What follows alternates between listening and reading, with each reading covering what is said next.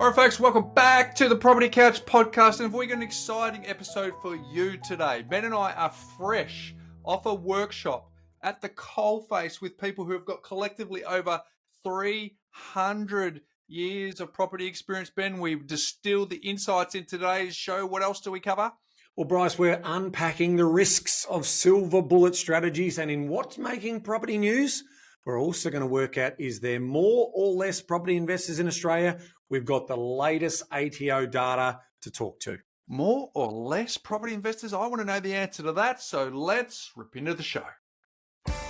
Welcome to the Property Couch, where each week you get to listen to two of Australia's leading experts. Bryce Holdaway, co-host of Location Australia on Foxtel's Lifestyle Channel, co-host of Escape from the City on the ABC, and partner of Empower Wealth Advisory. Ben Kingsley, chair of Property Investors Council of Australia and the founder of Empower Wealth Advisory, named the 2018 and 2019 Property Advisory Firm of the Year. Stay tuned as they bring you the insider's guide to property, finance and money management.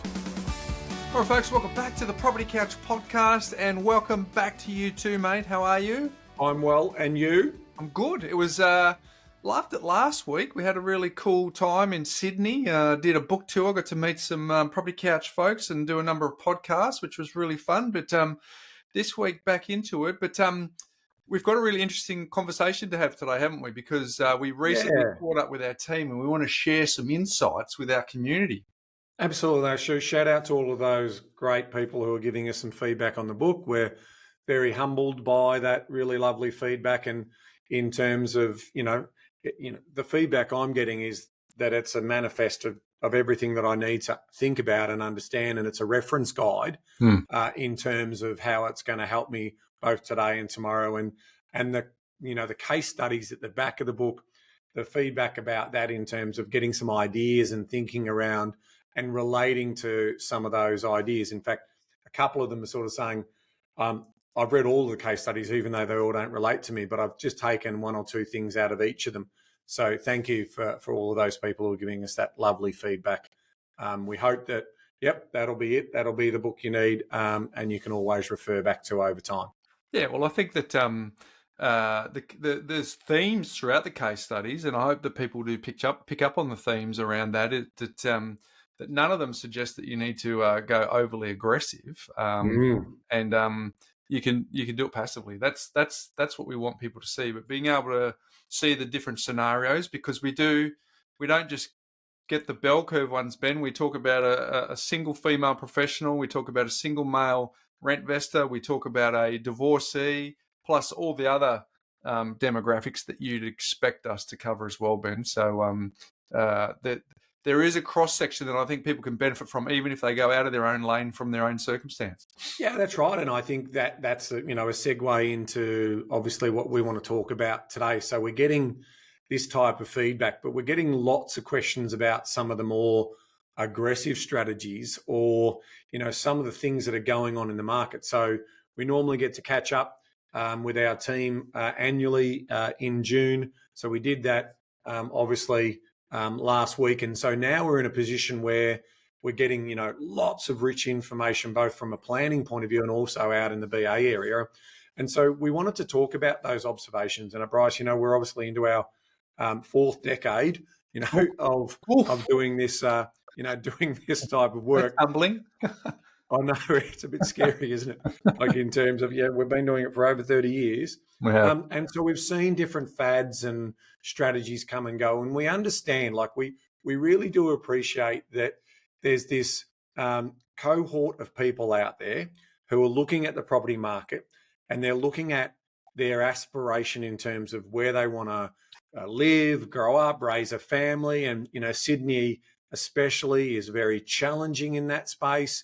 In terms of if I grew up in the northern suburbs, I want to stay in the northern suburbs. But, ultimately there's millions of dollars in value in terms of housing there. So it's just a little bit more challenging. So we're starting to see some of these strategies emerge that are what we would call a lot more aggressive than what we would have planned, or what we would advise for.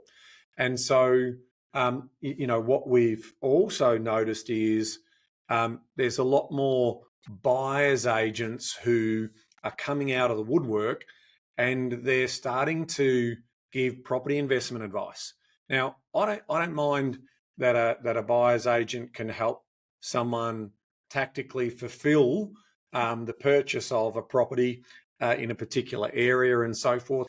The challenge that I see with that, is that what sort of training and formal qualifications have they had, and how are they tailoring that advice to their client, as opposed to are they just technically trying to get a sign up so they can also earn some money for what they're doing. So there's a few things going on there in my mind, in terms of that I'm starting to see these ideas that are festering. And here's another one, Bryce, that we've seen a couple of strategies hit our desk from other operators, and selling this dream, it's almost like a Goldilocks strategy, where what they're trying to do is they're saying, hey, let's be super aggressive.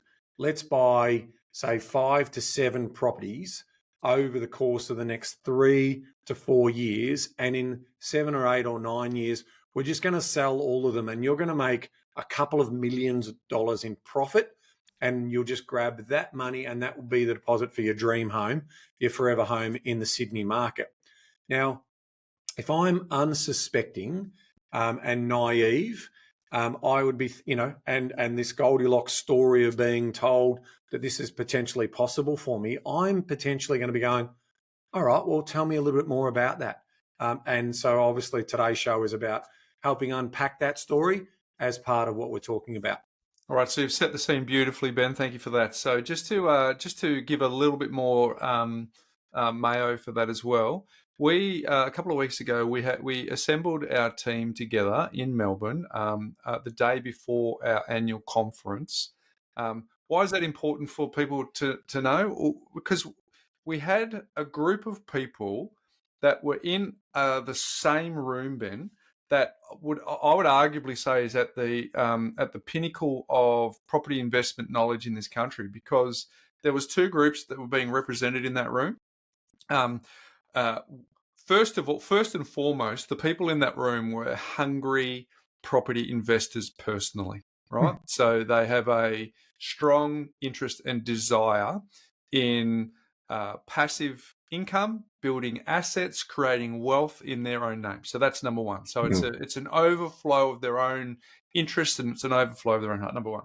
Number two, on one side, there was, we're biased, but elite strategic advisors who, there was eight of them in the room, Ben, that see so much spectrum of household dynamic, what makes up this household, what makes up this household. So if you could just stretch that onto a spectrum, the representation is enormous, right? So that's in the blue corner. And then in the red corner, I don't know if I've got my colours right.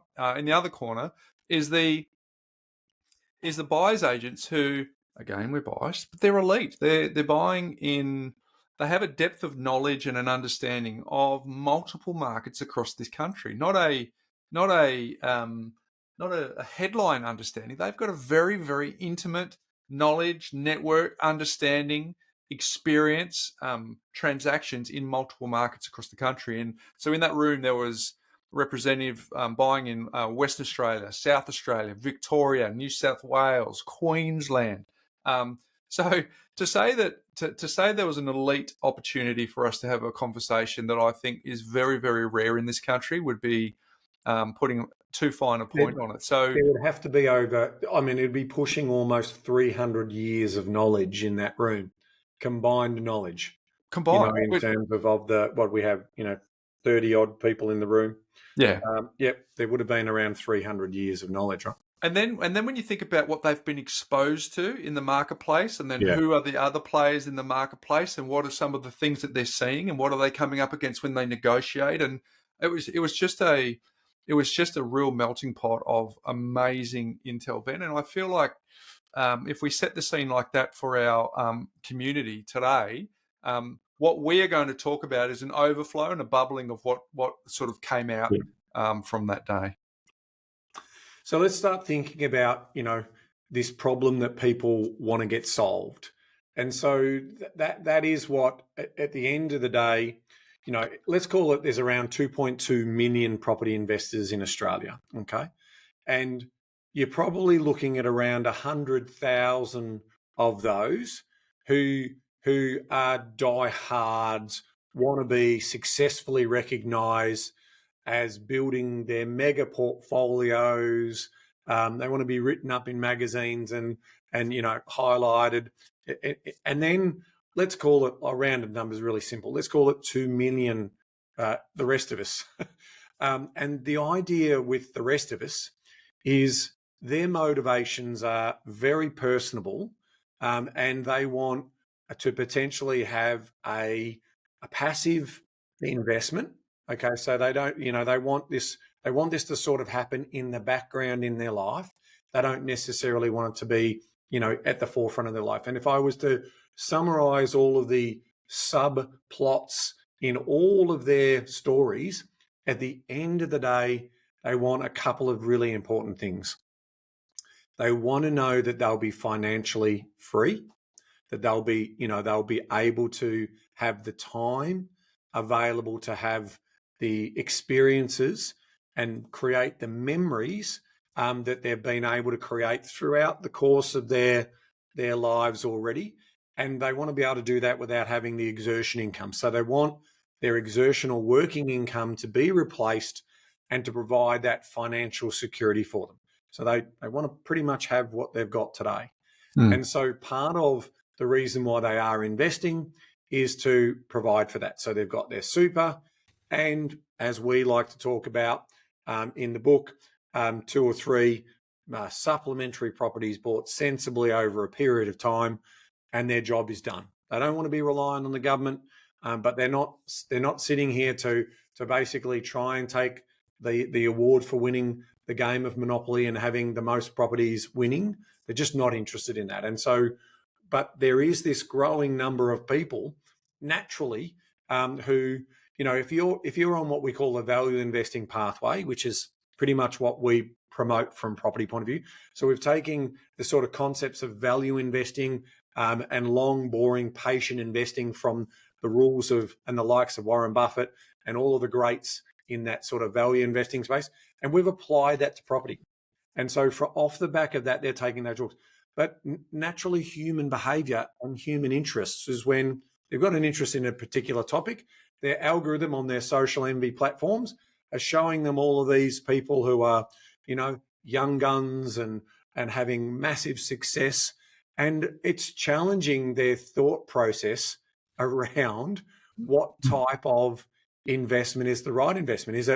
Is it the slow and steady, low risk approach?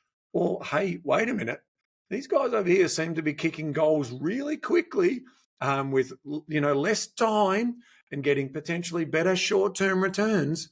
So there is this sort of attraction pulling them to sort of move away from their strategic plan and just try and, speculate in this particular market.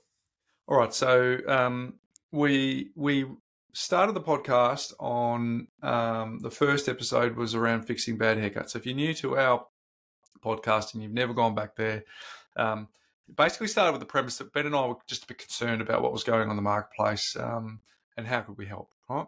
And that was largely on the back of what we were seeing around off the plan apartments and house and land packages. And I feel like over 10 years where we've really had a swing at that. So really what we're doing here is Ben and I have got independent portfolios that work for our family anyway, right? So let's set that as a premise. But we feel like there is likely to be a case where we have to go and fix bad haircuts again in the future based on some of the stuff that's going on now. So in our view, what we're saying is a case of take it or leave it. We hope you take it.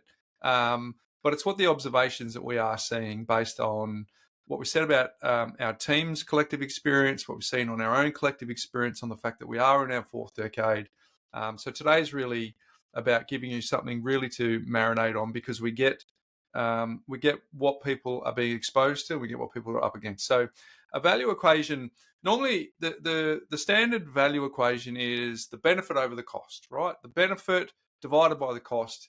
If that's not 1 plus, if that's not 100% plus, generally there's no value, right? Well, one of the best descriptions of what unpacking of the value equation is what is benefit and what is cost is Alex Hormozi. If you haven't checked him out, he's got some incredible content. But he defines the value equation instead of benefit over cost. He says on the top, it's dream outcome multiplied by the perceived likelihood of achievement divided by time delay and effort and sacrifice. So we want to sort of use that as a framework today to discuss what we're seeing in the marketplace and seeing some of these components, how they're being brought together to hopefully help you, again, teach you how to fish rather than giving you a fish. But if we start with the dream outcome, that's obvious.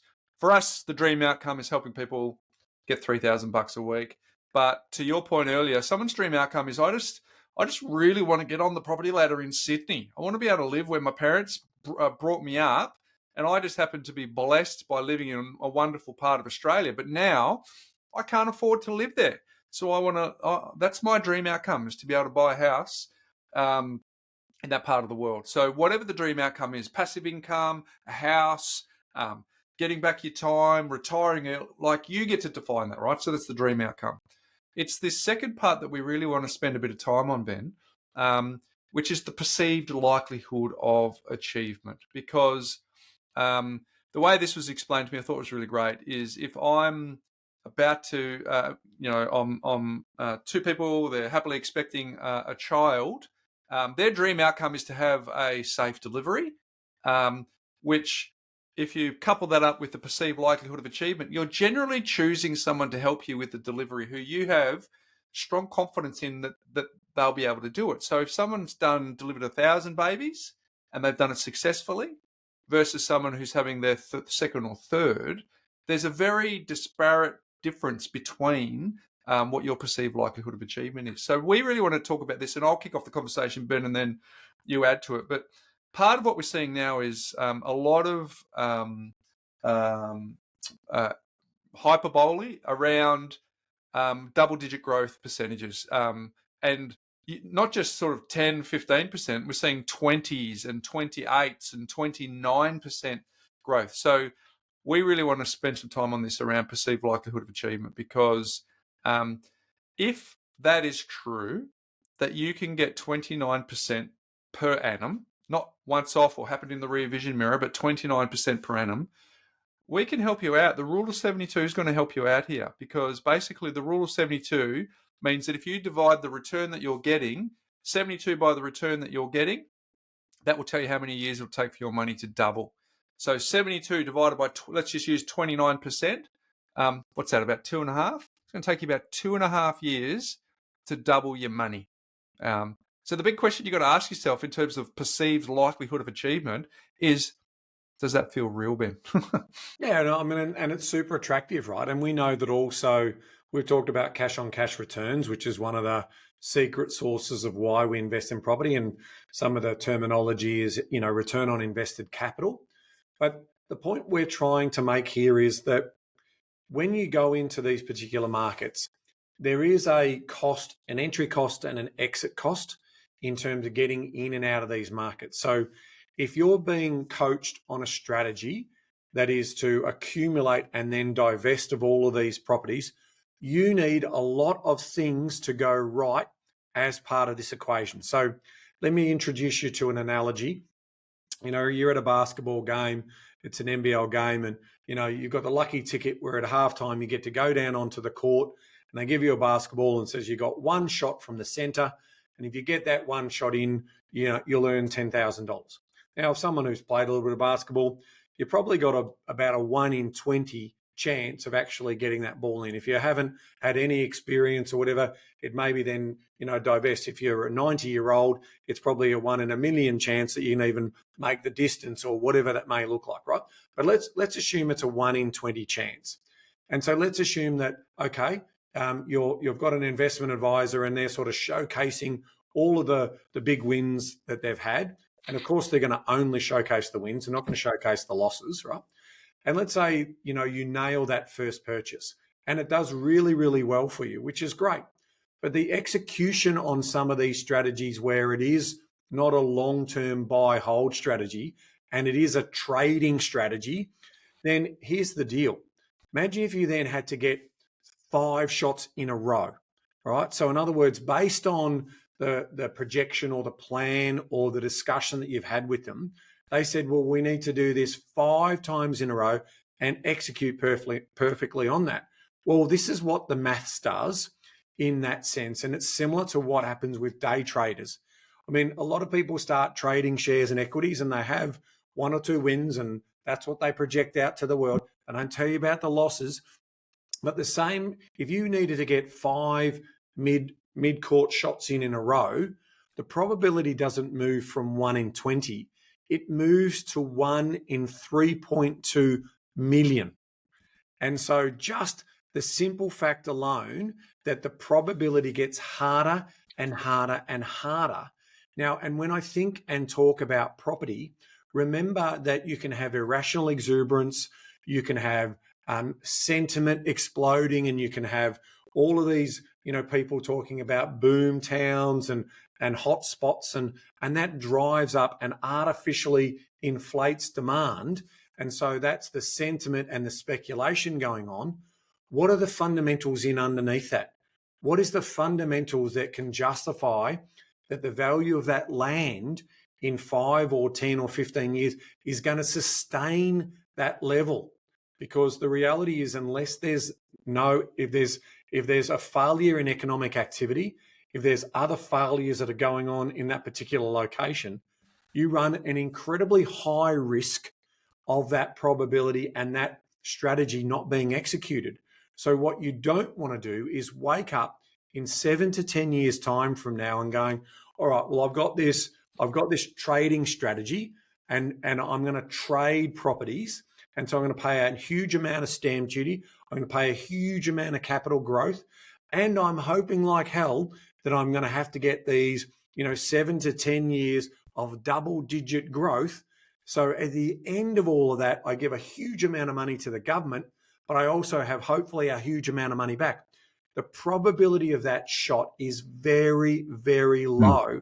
And so that's the warning message that we're putting out to everyone. Having done this for 30 years, we know that those models, they might work on occasion, but it's certainly not the norm. And so we would still come back to you and say, do you want to be that 100,000 people who have done it, have shined, versus the hundreds and hundreds of thousands who have attempted yet failed and lost money? And you don't want to be there in 7 or 10 years' time from now going, we did all that work, we put all that money in, we put all that time and effort in, and we made 40 grand, or whatever that looks like. I mean, that would be a disaster. You've just lost the opportunity cost of time, and time in the market, right, is what we've been advocating for a long period of time. Remember, in terms of out of 100 strategies, you're probably looking at, us deviating 1 or 2 times from a buy and hold strategy into this type of strategy. And why do we do that? Because when, Bryce and I have an incredible responsibility to you, our community, and to obviously the 5,000 planning clients and the 4,000 properties that we've bought, that it's not our money. We're playing with your money. If people want to go off and do that with their own story, they can go off and do it. But it's our responsibility to look after our clients' money. So we are not going to be aggressive. We are not going to take that type of approach and risk their money. Now, the downside is we risk not giving them a huge, huge return, but that's not the business we're in. We're in the business of financial transformation, financial security, financial peace, and hopefully when you get close to the retirement, exactly what we said as part of the plan we built you, which is the, $2,000, $3,000, $4,000 a week, depending on your circumstances. So let's unpack that a little bit more, Ben. So we've talked about the top of the value equation. We've done dream outcome and perceived likelihood of achievement. The bottom of the equation, income, this is the cost, time delay, because we know that fast beats free, just ask Amazon, and then effort and sacrifice. So if you think about some of what we're observing, the dream outcome is you can get what you want, insert whatever that is. And then the bottom of the equation is time delay. We'll help you do it super, super fast. So that's the bit that we are aware of, that's being the message that's out there. But what I really want to spend some time on is the other part, which is effort and sacrifice. That's the cost, right? And that's the hidden cost, and that's the cost that a lot of people don't spend a lot of time thinking about. So just so we know what the definition of that is, for the avoidance of doubt, effort means giving up. Effort means doing something that I don't really ordinarily want to do. And sacrifice is giving up something that I do want to do in order to do the thing that I've got to do, right? So effort is doing something you don't normally want to do, and sacrifice is giving up something that you do want to do in order to get it done. Well, what I've observed, Ben, and so have you, and a lot of people, like when you buy your first investment property, there's a lot going on outside of just changing a title from one person's name to another, right? There's an emotional, physical, there's intellectual, there's so much stuff going on, right? So in the first 1 to 2 investment properties, that's a pretty steep learning curve. There's stuff going on. Even the transition from 1 to 2 is a lot less, from 0 to 1, but it's still a fair bit. It's not till you get 2 under your belt, and then you start to get the hang of this, right? And it's probably at that point that you can maybe even consider that you've got some level of experience, depending on how long you've been in the market and how many different scenarios have been thrown at you that you can see. But the idea that you can go from 0 to 6 properties straight away, that's where the danger lives, right? Because people don't know what they're up against. And if you're buying them in, a lot of the time they're in locations that are away from the major economic hubs that we think is the baseline margin of safety that we want to instill for our people. Because I think the most important thing that you just said, Ben, before, and if people really missed it, they should lean in on it, is it's one thing to be an outlier where you're making decisions for yourself in the hope of a return for yourself. That's fine. But if you're making decisions in an agency role, where you're making decisions on behalf of someone else, it's incumbent on you to make sure that you do not go into the risk pool for that. That's important. And I think when people really let that land and they think about the outliers who are doing some of this stuff, there are some incredible, amazing outlier success stories in this country. We've interviewed a number of them on this podcast, but they're wired that way. And they made the decisions for themselves. You and I have above average number of investment properties too, Ben, but we were wired that way. So I think the point is, for the majority of people, statistically, most people don't go past 1. They don't go past 1. So that's not made up by us. That's not data that's data from the ATO. So I think I really want that to land, what you said before, Ben, that it's one thing to make a decision to invest for you, and it's another thing to make a decision when you've got an agency relationship where you're making it on behalf of someone else. Bryce, investing history is absolutely littered with examples of what I'm about to share with you. And we're talking about potentially hundreds of millions of people who have been caught in this particular hyperbole type scenario. And this is what I mean by it. They're unplanned in terms of their investment strategy. And so they invest, and they either invest well or they get lucky. And the moment that their paper profits continue to keep increasing, they have a little bit of hubris, and then they think that it's them. And then they ultimately go and get a bit more aggressive, and they go again, in terms of that particular story. And then potentially they get even a little bit more riskier and a bit more aggressive, and times are good. The trend is their friend. And so they are gearing up and they're moving into a greed phase. And inside that greed phase, they're thinking, well, investing is easy, so I'll keep doing that. And then all of a sudden, snap, in terms of black swan event, or the trend turns, the market deteriorates, and people wipe out fortunes. In the property space, the same thing is true. And so what we see often happening is if you've had a good paper win in terms of your cash on cash return, your investor cash, you want to go again quicker. And so what you start introducing is greater risk, and you're pulling away from what Bryce just mentioned a moment ago, which is margin of safety. Why do we talk heavily about margin of safety in our book? It's because of exactly that story. So they've got an unplanned strategy. They're winning on paper. And so they just want to get access to more and more debt. And that getting access to more and more debt gives them more and more properties. And then those paper profits look fabulous until they're gone.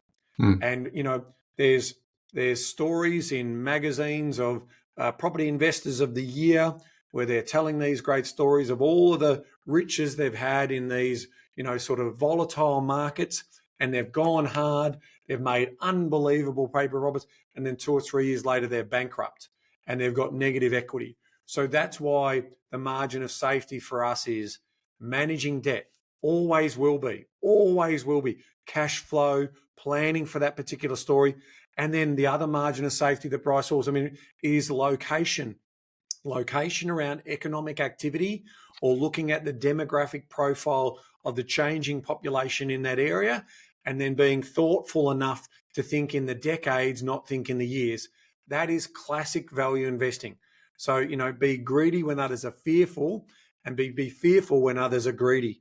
And so that's a really important message that we want to land here when it comes to effort, sacrifice, time delay is all governed by this so-called risk reward equation. And that's what we're trying to prove to people, to say, you don't have to be the absolute best investor.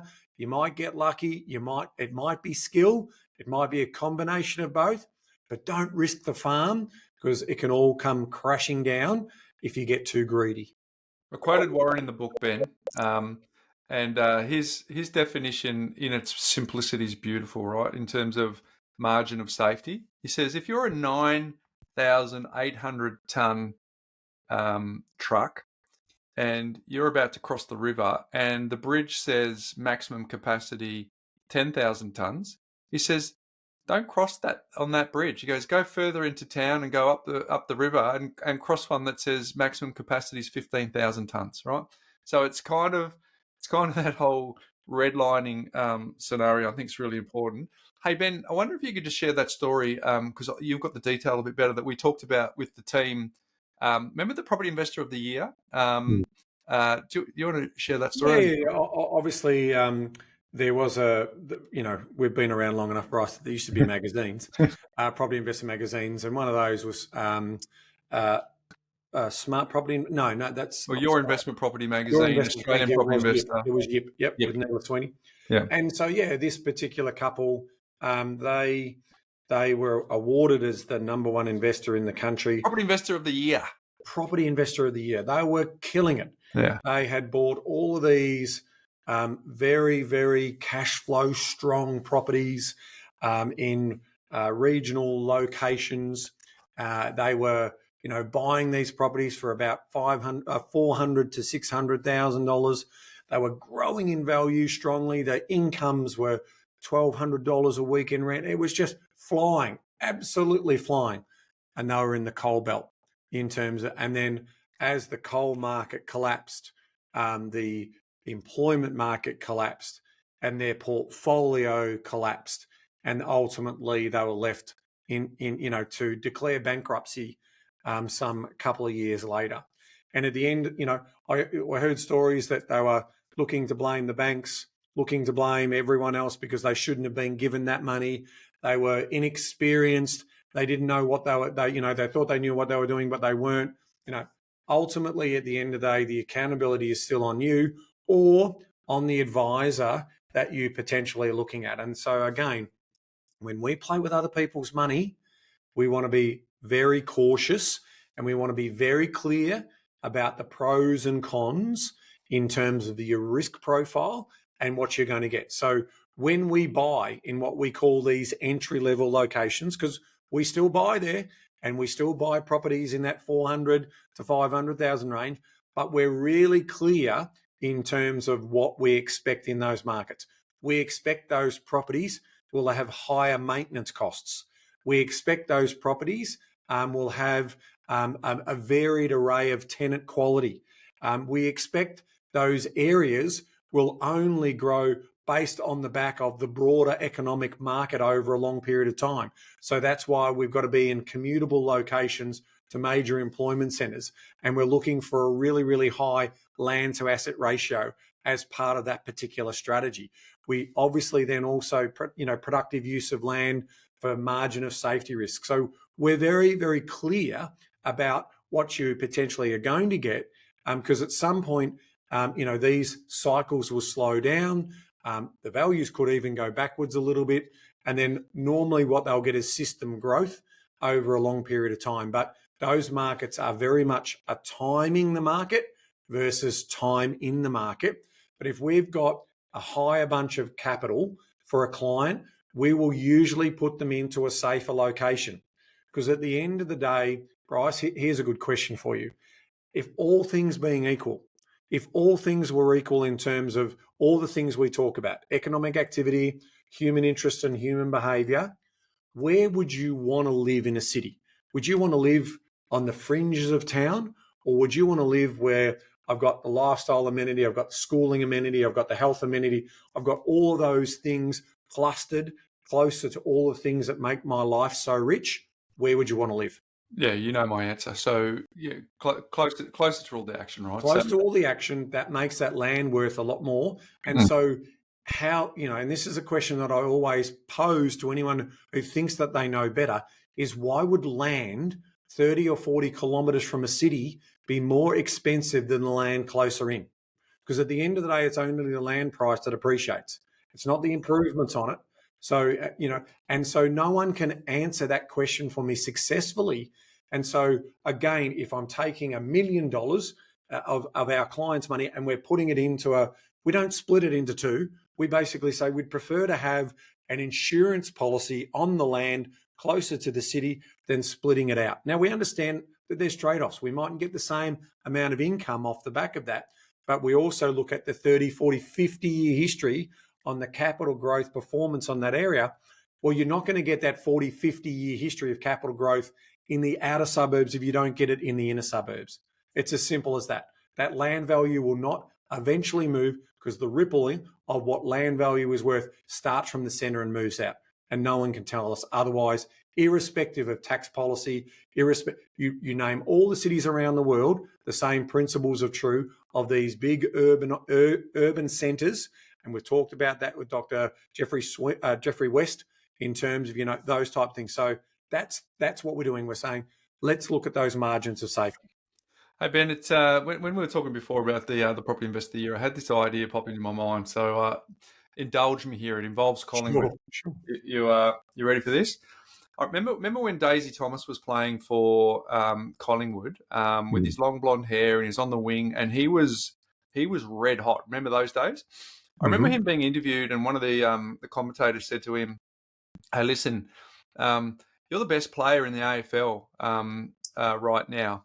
And I remember at the time feeling uncomfortable about that. Nothing to do with Collingwood supporter, but what I think, if in hindsight with the wisdom of time, what Daisy could have said at the time then, and I reckon would have got the ultimate respect. He goes, "I'm not the best player, but I'm the in-form player." And there's a big difference because I've strung together, 6 or 7 rounds together that have been amazing. So that makes me the form player of the competition, but it doesn't make me the best player because I'll tell you who the best player is. It's probably the guy who plays for Carlton. He's been a premiership captain at West Coast. He's won a Brownlow medal over there. He's won a Brownlow medal at another club. So he's actually, for a longer period of time, demonstrated that he's been able to string performances together. So I'm the form player, but he is the best player. And I'm, of course, talking about Chris Judd. Yes. I wonder, we go back to the Property Investor of the Year. I wonder if that should have been named the Property Transactor of the Year, right? Because at that point in time, that particular investor was the form player of the competition. They bought a lot of properties and they were, strung together 6 or 7 really good rounds.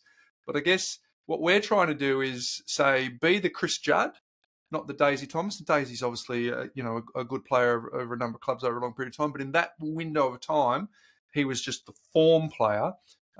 He wasn't the best player. And I think if you can apply that to property, you don't want to be the best form player in property. You want to be the best player in property, and that's determined over a body of work. Yeah, and we talk. I mean, those traders, because that's what they were trading property, had an incredible paper profit, incredible, and it turned to nothing. They realised none of that. They had negative equity, so the risk is always in certain markets that when big corrections come.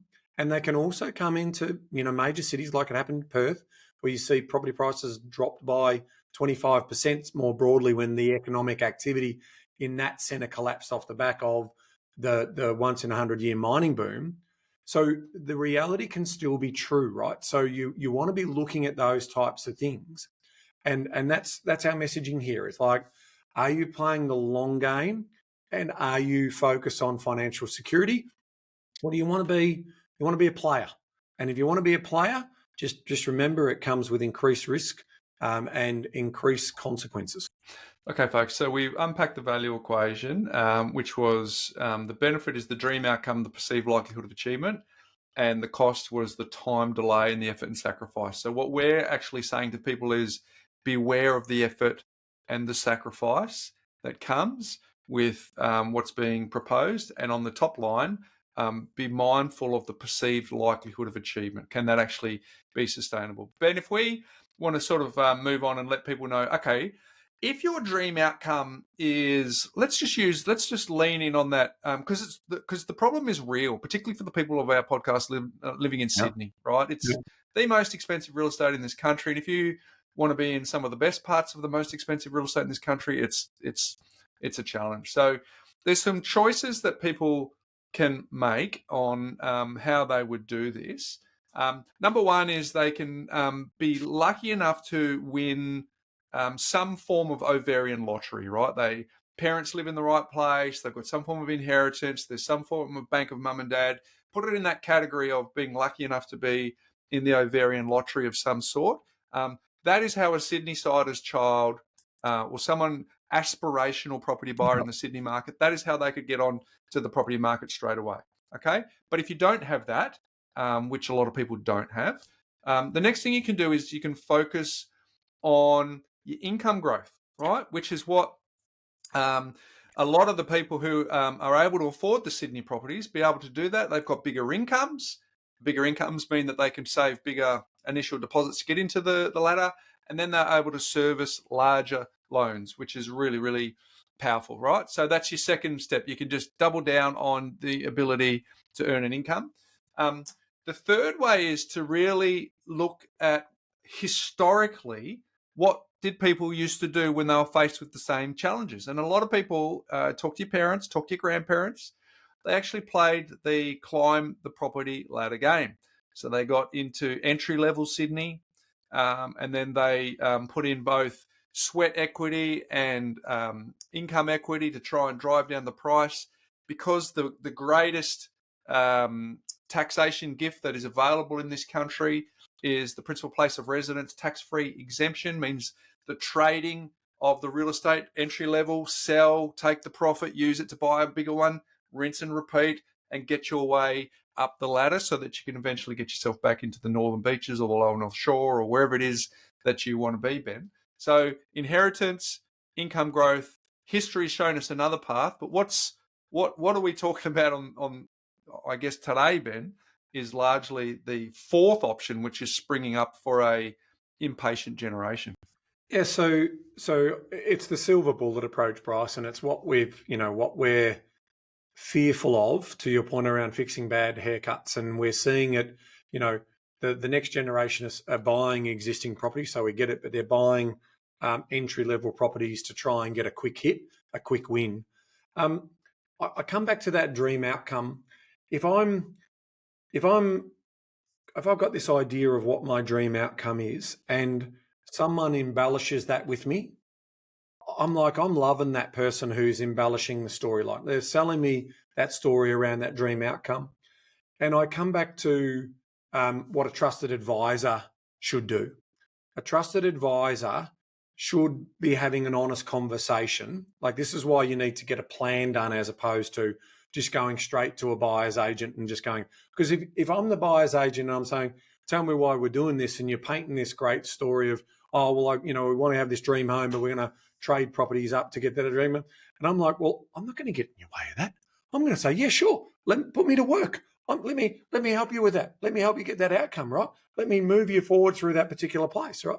So they just don't get it. And so it's sort of positive feedback and messaging into their particular story. I want to have realistic conversations with customers and set expectations around what's plausible, what's possible, and what's potentially not. So I know that, when you kill people's dreams, those people potentially then just move on until someone says, oh, yeah, I'll buy into that. And they sell. And they sell you that particular outcome. And I'm saying our team will never do that. We'll always have honest conversations. And coming back to our session that we had, a couple of weeks ago, it was so wonderful to hear the stories in terms of, that you're trying to solve problems for households, but you're also setting expectations in terms of what that looks like, because we won't compromise or risk our clients' money for that type of story. So there's two things, like these buyers agents like, sure, let's do it. Or, they absolutely believe in it in terms of that it's possible for people, and that's how they attract new inquiry and so forth. So I think it's really important. This silver bullet approach is what we're sort of saying. Please be careful, and please ask yourself, is that really you? I mean, we all want the best returns in the quickest possible time for the lowest amount of cost or investment, but just also remember that there's high risk in those types of strategies. You can't get away with having all of those things and expect that it potentially could backfire and blow up in your face. So that's the message that we have here in terms of when you're planning it, you can sequence it and you can see those possibilities. I mean, in my story was very much bought the house across the road from mum and dad, and then just continually kept upgrading into the forever home, and then off the back of that, once we got a lot of equity, we had the two household incomes, we started to invest to the side. And that's what we did, as well as continuing on our journey. And I think, it's been a very, very low risk, boring strategy that we've been on. But here I am, almost 54 with almost $200,000 in passive income off the rental properties. Which is the name of the game. So, folks, as we work to a close here, there's a couple of things. One, we want to so I guess in summary, our message isn't speaking to the outliers. And we talk about outliers. There's positive outliers and there's negative outliers. The positive outliers are the people that are just wired differently. They're going to do it anyway, and great. And they are all props to them. They've done an incredible job. The negative we're sort of speaking to here, right? So our message doesn't speak to the outliers. It speaks to the people, the 2 million, to your point, Ben, that are largely in the bell curve, the value investors. But what we do want to say to those people is, we get that the temptation is real. If you're one of those value investors and you're playing the decades game, and all of a sudden your social media feed is full of silver bullet stuff, man, like, we're human too. Like, everyone gets it. The temptation is real. But here's the question that we ask anyone. Same question we're asking to everyone who's listening to this is, what is the most important thing to you? It's not to your neighbor, not to your colleague, not to the person that you see on social media, what is the most important thing to you? Because we are all playing different games. And usually when you get disagreement, it's just two people with different time horizons arguing and talking over the top of each other. But ultimately, the whole thing is for you to get to your goal on time without betting the farm. Crossing the bridge where there's 15,000 tonnes, not crossing the bridge where it's 10,000 tonnes if you're carrying a 9,800 tonne load. It's just ultimately, at the end of the day, that is when you're sitting when you're sitting on your bed, when you're by yourself and you ask yourself the question, what is it that's important to me? If you can answer that honestly and go after that, then you're gonna and you actually put some action in place to go after that. Far out, you're already differentiating yourself enormously from the majority of people anyway. So, yeah. And what's your trade-off? Is it going to be your weekends? Is it going to be your time with family? Is it going to be all of those things? Because if you are taking on an aggressive strategy that needs to have a winning post on every transaction as you scale the debt levels to nosebleed levels, there's so much at risk. So you absolutely need to drop everything to basically pull that strategy off. And even though you might have people helping you on that, at the end of the day, they won't help you if the whole thing collapses in on itself. So just be mindful of that.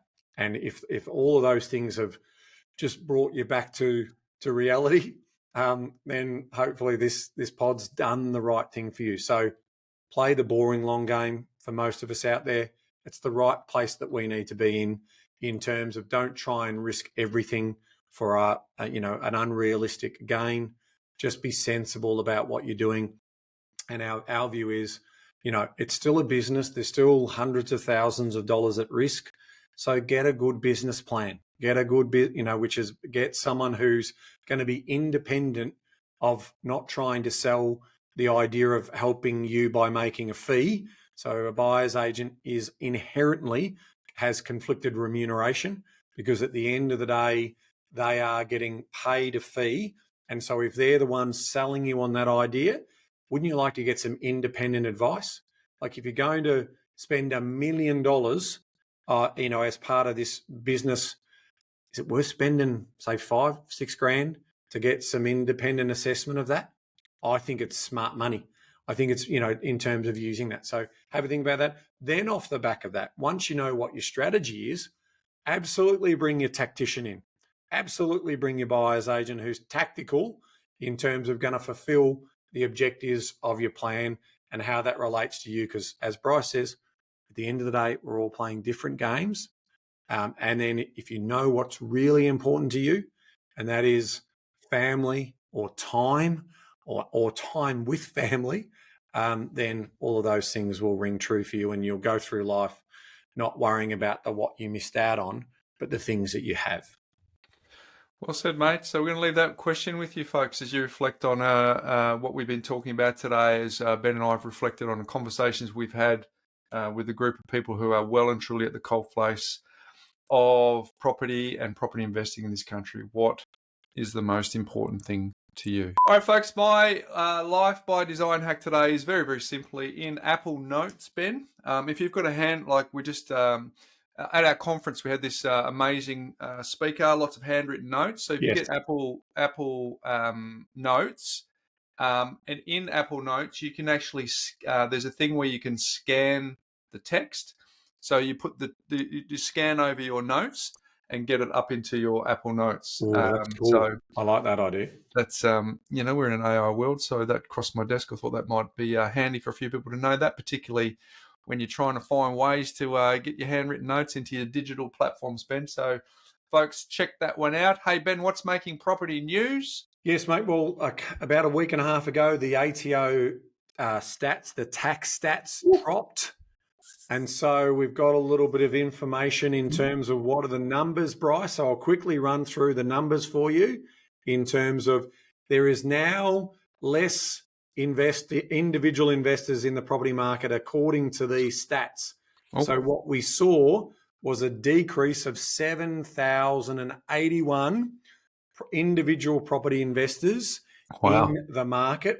So we're still roughly to the numbers, we're still roughly looking at 71.8% of property investors own one, 18.7% own two, 5.7% own three, 2.1% own four, 0.8 of 1% own five, and 0.9 of 1% own six or more. So less than 2% own five or more, Ben. That's it. That is it. And what we have seen with the exodus of those property investors, and remember this is still a couple of years old now, right? But this is the latest data that we get, so it's pretty accurate. Here's the number, Bryce. $33.1 billion of capital gains was delivered to the government coffers in that financial year. Aren't we leeches, Ben? Don't we take all the money out of the tax system? For context, Bryce, about $15 billion was delivered to the government on share price earnings for individuals.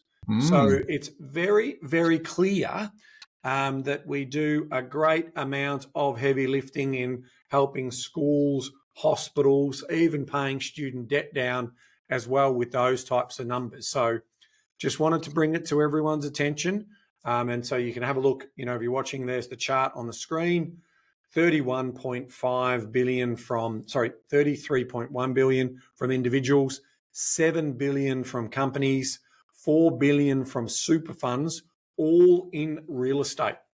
So that just gives you a bit of an idea. So I'd hate to think that we are contributing to the tax coffers, Ben. We are, and I think we're paying it forward, Bryce, in terms of future government services as part of that. Now, ideally, I'd like to see more people holding on to their investment properties because we've got a rental crisis. But of course, if the governments continue to tinker with all of the regulations, this is going to continue. And obviously, here we are in 2025. We know that there's 24,000 less investment properties in Victoria as we're reporting at the end of 2024. So these numbers will probably get worse before they get better. And I'll have more to say on that in the future. Watch this space. Speaking of more to say in the future, Ben, we'll also have an episode upcoming in the future. We'll actually unpack some of the fundamentals that you look for when you are getting a plan, so that people can help, so people know what that looks like when they're talking to different providers to help them out. Another thing too, Ben, is if you think this episode might help someone, take a screenshot, text it to them, send it to them via WhatsApp, whichever way you connect with your crew. And just get them to have a little listen, because it feels like it's an important message that is the genesis of the start of this podcast many years ago, over a decade ago now. And it kind of feels like, same issue, different way that it's presenting. So we just want to make sure that as many people are clued in as possible. And as always, Ben, it's always good hanging out with you, mate. So until next week. Knowledge is empowering, but only if you act on it. See you next week, folks.